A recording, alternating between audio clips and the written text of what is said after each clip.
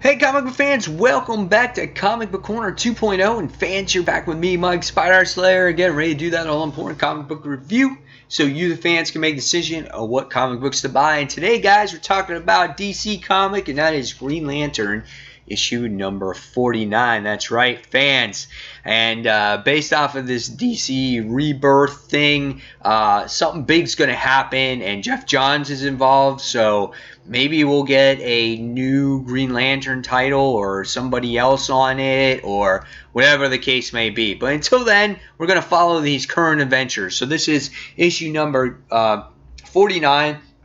Robert Venditti has been on this title. The artist that does the artwork in this particular issue is Martin Cocolio. So not as good as Tan's artwork, but I always love the colors that goes in the Green Lantern books. They look really nice. Hal Jordan doesn't quite look like, the way you're used to seeing Hal Jordan in the book. I thought maybe there was some inconsistencies in the character, the way he looks. He looks better right here. But nevertheless, I mean, the artwork is okay. Nothing that blew my mind away. So yeah, it was all right. Would have loved to seen a little bit more constructs in this issue. You see a few. So what was this story actually about? Well, we get to see everywhere in Gotham and Metropolis and Coast City that everything is just empty. It's just abandoned. And that's because there's this whole threat that Sonar and his people are going to explode bombs all over the place. So we wind up seeing a whole news broadcast. Hal is chilling out in his brother's apartment listening to this broadcast and everything that's going on. And then we find out that there's this United Nations meeting that's going to happen and to try to come up with a solution to deal with Sonar and his people. Hal Jordan has a little bit of a temper tantrum in this issue. He can't control his gauntlet. His brother gets pissed on him. You can see that there's high emotions because his nephew Howard is in the actual ER or in intensive care trying to recover from his injuries and what happened in Coast City. And so we find out that, again, that there was this meeting that was taking place at United Nations, and something clicked in Hal Jordan's head, and he sits there and goes, damn, and he makes a beeline straight there to the United Nations in New York City and to the Assembly building, and we have all the ambassadors there, all the world leaders are there, and they all have their earpieces on, and they're all communicating and making sound because they're all talking. And we know that based off of Sonar's, the way his bombs work is if you create noises, loud noises, eventually these bombs are going to explode. So his motive here was to destroy all the world leaders. And so Hal Jordan was on to this plan. He hurries up and he gets to the United Nations building, punches out the security guards, and at this point you're seeing that the little rings there represent that the bombs are starting to go off. And you're really in suspense at this point when you're reading the issue, seeing if Hal Jordan will get there in time.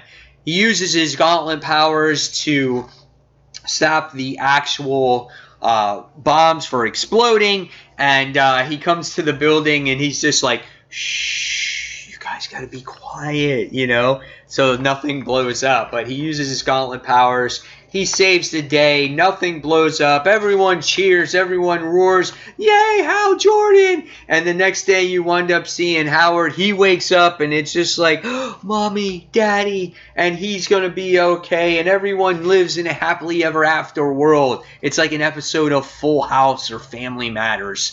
Everything's perfect, but lurking above is Hal Jordan, Parallax. And he just waits above the earth. And he sits there and he goes, I know you're there, Hal Jordan. You can't hide.